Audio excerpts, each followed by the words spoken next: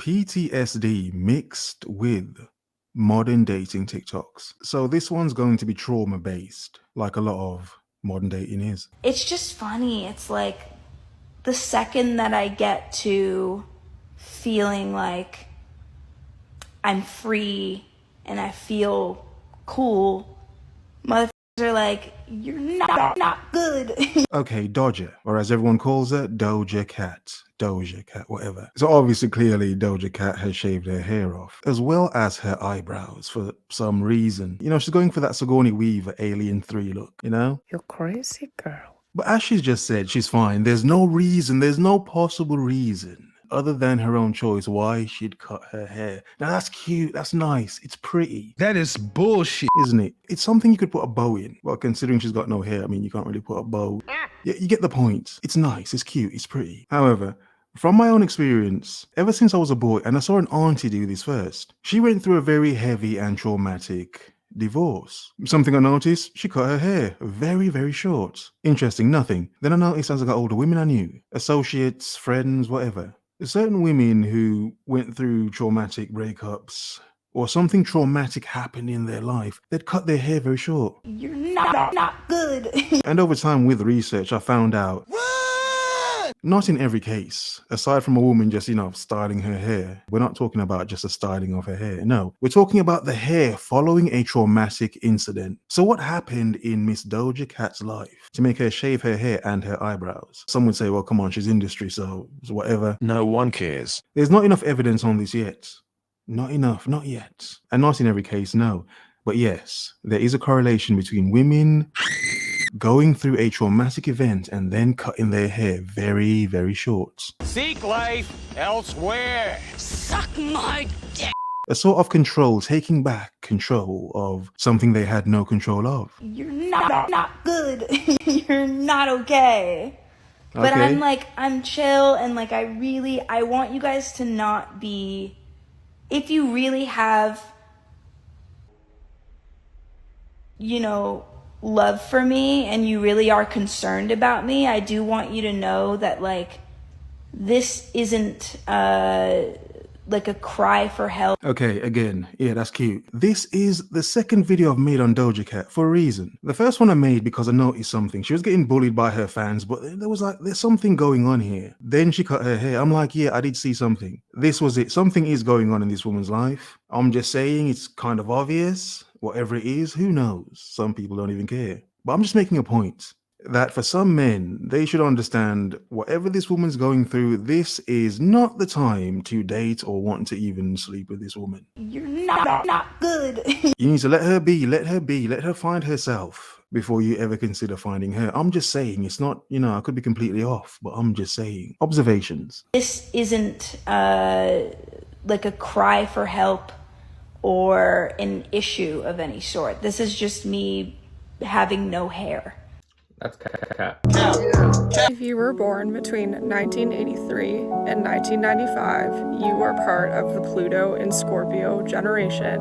Ooh, mystical, yes. Yes. Obviously, it's a mystical chick, a millennial. Oh God. Mystical chick. So as a millennial, and to other millennials listening, You were the chosen one.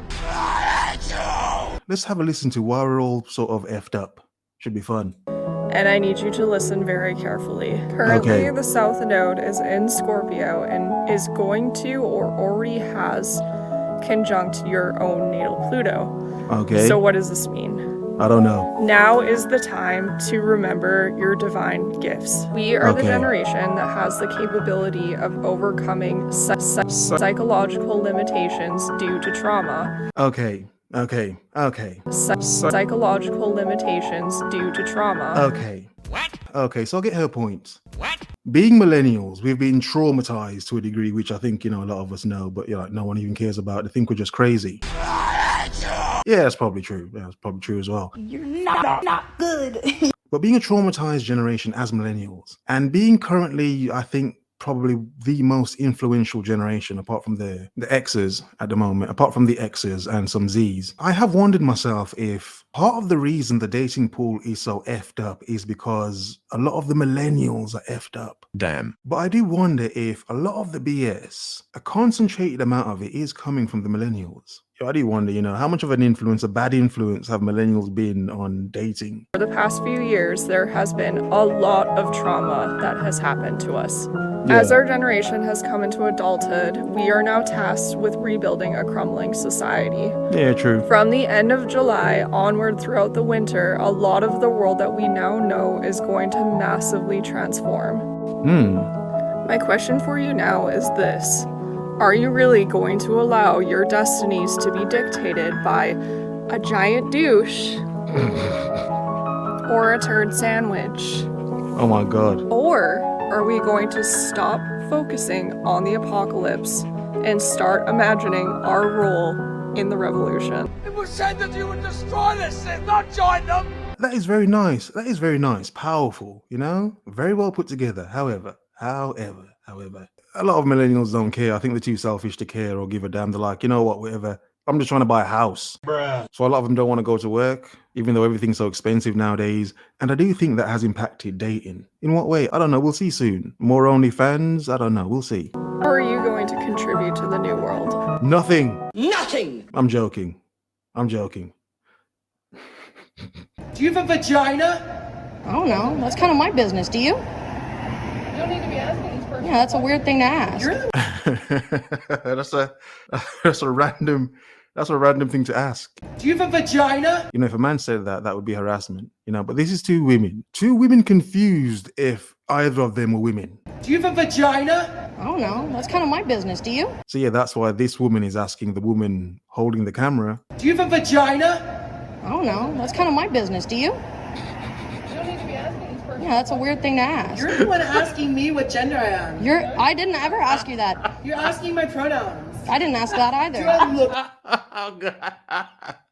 You're asking my pronouns. This is so weird. This is one of the weirdest arguments I've ever heard, and I think it's amazing. This is drugs. It's such a modern, weird argument. It's like if these two women weren't arguing, would they be dating? Do you have a vagina? In some parallel universe, some other reality, are they dating? I'm just saying, it sounds random, but is it? Is it really? Pronouns. I didn't ask that Do I either. look like a man? I don't know what you Do look I like. sound like a man? Maybe. I don't know. Do I stand like a man? What does a man stand like? What is going on? Do you have a vagina? What is going on? There's trauma here somewhere. I have no idea where it is, but this is so random. It's amazing. Well, then I guess no. And to clear up a few more pieces of key information, I've got my notes because I didn't want to miss anything because people seem to care a lot about this lady. The energy matched by the person filming is the best part. LOL, LOL, whatever. And this woman here is the woman that was holding the camera. So here is her perspective as to why, the woman asked her, Do you have a vagina? Do you have a vagina? Yeah. Next, there was a lot of discussion about what I could have said to spark the conversation about gender and all that. Yeah, and the exactly. thing is that I didn't say anything about it. I'm just an inherently gay-looking person, which is something that I've I shouldn't laugh at that. Do you have a vagina? I shouldn't laugh at that, but I'm like, okay, well, I mean, she's being honest. Like, okay, let's carry on. accepted and, if anything, amplify by choice. But she, I think, assumed that I went by they, them, or that, something was going on just because I have short hair. But I'm, a cis female, and she spent most of it yelling at me about how I'm a woman, which is true. So I appreciate that from her. She was really nice for that, to be honest. I also got a number of comments about how I kept a straight face and didn't laugh when she did the ballerina pose. And this was because a few minutes before, she had called me Chuckles. She yelled, keep laughing, Chuckles, after I laughed, I guess, which I loved. And I didn't want to mess up her rhythm. She obviously had a funny thing going, and I knew if I laughed, it would mess it up, and I wanted to see what else she was going to do. You're not good. Do you have a vagina?